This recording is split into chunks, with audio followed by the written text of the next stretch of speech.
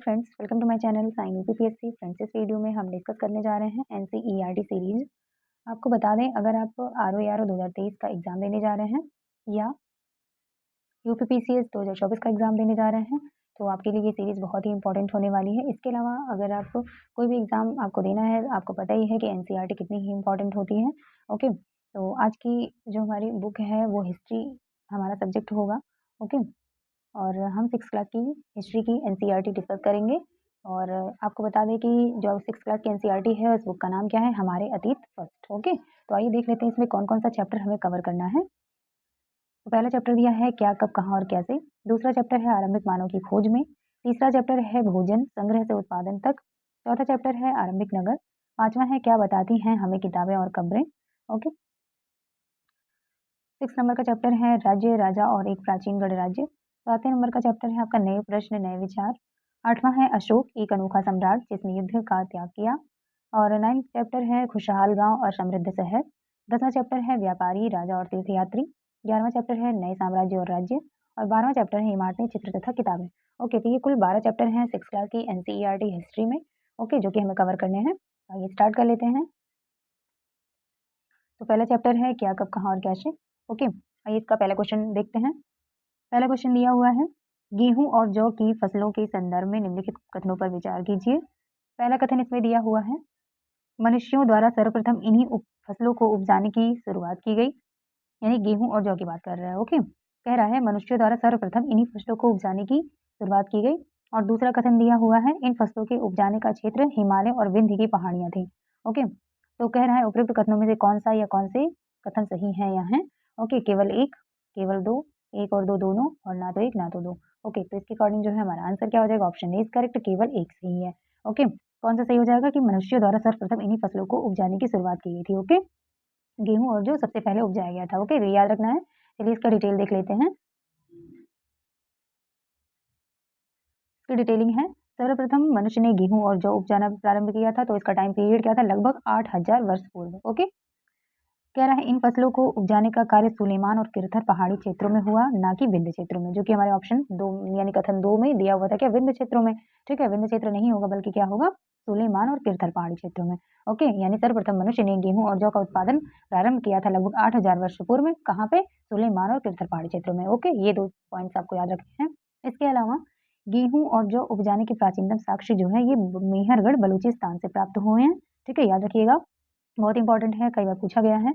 और इसके अलावा एक पॉइंट दिया हुआ है नवीनतम तथ्यों के अनुसार चावल उपजाने के प्राचीनतम साक्ष्य संत कबीर नगर के लहुरा देव में पाए गए हैं। ये साक्ष्य लगभग 9000 से 8000 वर्ष पूर्व के माने जाते हैं। ओके, गारो तथा मध्य भारत के विंध्य पहाड़ी क्षेत्र अन्य कुछ ऐसे क्षेत्र हैं जहां कृषि का विकास हुआ था। ओके, तो ये वाला पॉइंट भी बहुत इंपॉर्टेंट है, याद रखिएगा कि चावल उपजाने के प्राचीनतम साक्ष्य जो है वो संत कबीर नगर के लहुरा देव में पाए गए, जो कि आपको यूपी में पड़ता है। और ये लगभग कब के हैं, 9000 से 8000 वर्ष पूर्व के हैं। ओके, चलिए बहुत इंपॉर्टेंट है एक लाइन इसमें। चलिए अगला क्वेश्चन है भारतीय उपमहाद्वीप के संदर्भ में निम्नलिखित कथनों पर विचार कीजिए। पहला कथन दिया हुआ है आरंभिक नगरों का विकास सिंधु व इसकी सहायक नदियां या नदियों के किनारे हुआ था, यहाँ नदियों लिखा हुआ है।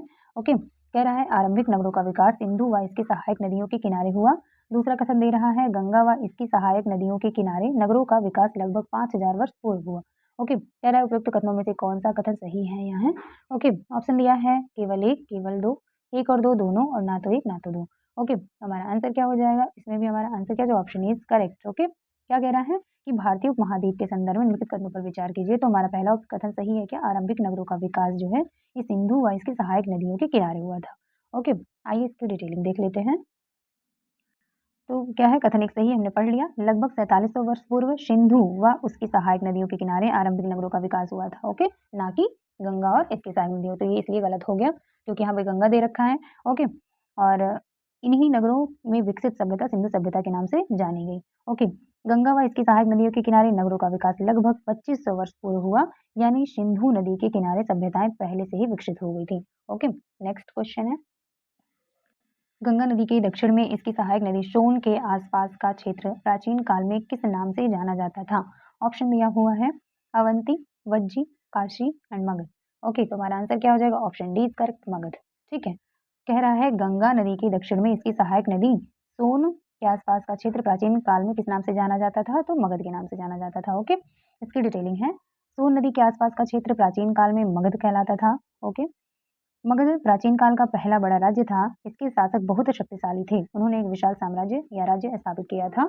ओके, नेक्स्ट पॉइंट दे रखा है, मगध साम्राज्य का उत्कर्ष ईसा पूर्व 6ठी शताब्दी में हुआ था। मगध साम्राज्य का वास्तविक संस्थापक कौन था? बिंबिसार था। ओके, और बिंबिसार का टाइम पीरियड क्या था? लगभग 544 से 492 ईसा पूर्व। ठीक है, ये मगध साम्राज्य था जो कि लगभग 544 से 492 ईसा पूर्व तक रहा था, और बिंबिसार जो है इसका वास्तविक संस्थापक माना जाता है। ओके, चलिए नेक्स्ट क्वेश्चन है, भारत देश के नाम के संदर्भ में निम्नलिखित कथनों में से कौन सा या कौन से कथन सही हैं? पहला कथन दिया है, लगभग 2500 वर्ष पूर्व उत्तर पश्चिम की ओर से आने वाले ईरानियों और यूनानियों ने सिंधु को हिंदूस अथवा इंदूस तथा इस नदी के पूर्व में स्थित भूमि प्रदेश को इंडिया कहा। ओके, और दूसरा कथन दिया है, भरत नाम का प्रयोग उत्तर पश्चिम में रहने वाले लोगों के एक समूह के लिए किया जाता था। इस समूह का उल्लेख संस्कृत भाषा की आरंभिक कृति ऋग्वेद में भी मिलता है।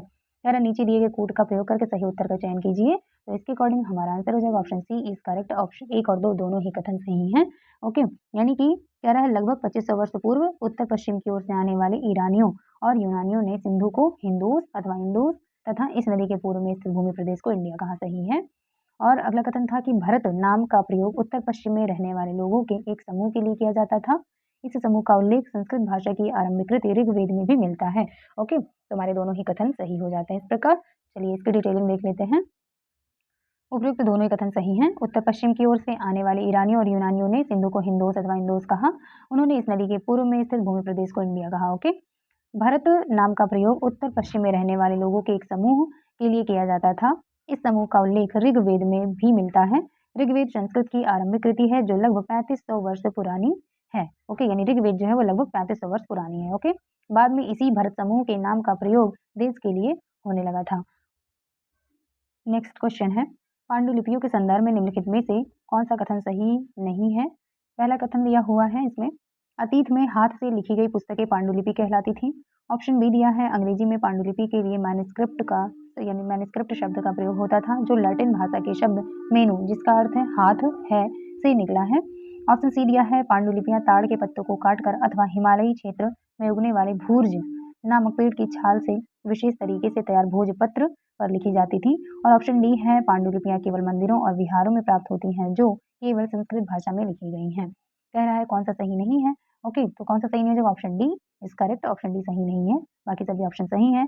पांडुलिपियां केवल मंदिरों और विहारों में प्राप्त होती हैं जो केवल संस्कृत भाषा में लिखी हुई है, ये हमारा ऑप्शन गलत है। ओके, बाकी सभी सही है। आइए डिटेलिंग देख लेते हैं।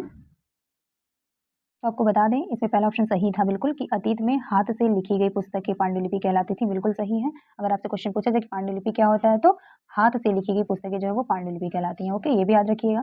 ठीक है, अंग्रेजी में पांडुलिपि के लिए मैन्युस्क्रिप्ट शब्द का प्रयोग होता है जो लैटिन भाषा के मेनू जिसका अर्थ क्या है हाथ से, ये भी सही है। और अगला है, पांडुलिपियां जो है ताड़ के पत्तों को काट कर अथवा हिमालयी क्षेत्र में उगने वाले भूर्ज नामक पेड़ की छाल से विशेष तरीके से तैयार भोजपत्र पर लिखी जाती थी। ओके,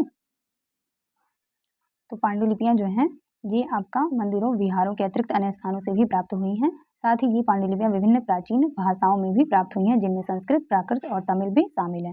ओके, नेक्स्ट क्वेश्चन है, अभिलेखों के संदर्भ में निम्नलिखित कथनों पर विचार कीजिए। पहला दिया हुआ है इसमें कथन, ऐसे लेख जो केवल पत्थरों पर उत्कीर्ण किए जाते थे अभिलेख कहलाते हैं। दूसरा कथन है, कभी कभी शासक अथवा अन्य लोग अपने आदेशों को इस तरह उत्कीर्ण करवाते थे ताकि लोग उन्हें देख व पढ़ सकें तथा उनका पालन कर सकें। उपयुक्त कथनों में से कौन सा से कथन सही है? यहाँ है केवल एक, केवल दो, एक और दो दोनों, और ना तो एक ना तो दो। ओके, हमारा आंसर हो जाएगा ऑप्शन बी इज करेक्ट, केवल दो सही है। यानी कि कभी कभी शासक अथवा अन्य लोग अपने आदेशों को इस तरह उत्कीर्ण करवाते थे ताकि लोग उन्हें देख व पढ़ सकें तथा उनका पालन कर सकें। ये हमारा सही है। आइए इसकी डिटेलिंग देख लेते हैं। ऐसे लेख जो पत्थर अथवा धातु जैसी अपेक्षाकृत कठोर सतह पर उत्कीर्ण किए जाते थे वे अभिलेख कहलाते थे। ओके, यहाँ पे क्या कह रहा था, केवल पत्थरों, इसलिए ये गलत हो गया।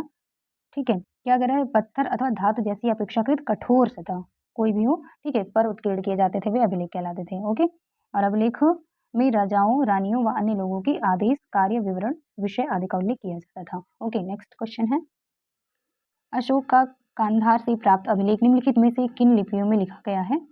ऑप्शन दिया हुआ है इसमें, आरमाइक और ब्राह्मी, यूनानी और ब्राह्मी, देवनागरी और तमिल, यूनानी और आरमाइक। ओके, तो हमारा आंसर हो जाएगा ऑप्शन डी करेक्ट, यूनानी और आरमाइक। ओके, इसकी डिटेलिंग है।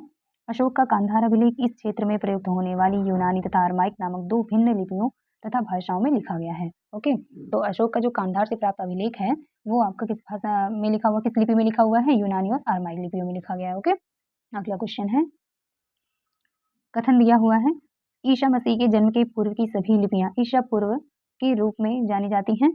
कारण है, वर्ष की गणना ईसाई धर्म प्रवर्तक ईसा मसीह के जन्म की तिथि से की जाती है। कह रहा है, नीचे दिए गए कूट का प्रयोग करके सही उत्तर का चयन कीजिए। इसमें पहला दिया हुआ है ए और आर दोनों सही हैं और आर ए का सही स्पष्टीकरण है। ए और आर दोनों सही है परंतु आर ए का सही स्पष्टीकरण नहीं है। ए सही है परंतु आर गलत है, या ए गलत है परंतु आर सही है। ओके, तो हमारा आंसर क्या? ऑप्शन ए इज करेक्ट, ए और आर दोनों सही हैं और आर ए का सही स्पष्टीकरण भी है। ओके, आइए इसकी डिटेलिंग देख लेते हैं।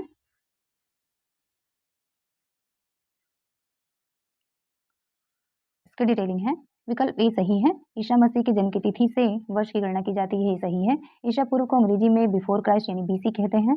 हिंदी में वर्तमान में तिथि प्रयोग में ईस्वी का चलन है जिसे अंग्रेजी में एडी यानी एनो डोमिनी कहा जाता है। बीसीई का अर्थ बिफोर कॉमन एरा तथा सीई का अर्थ कॉमन एरा होता है।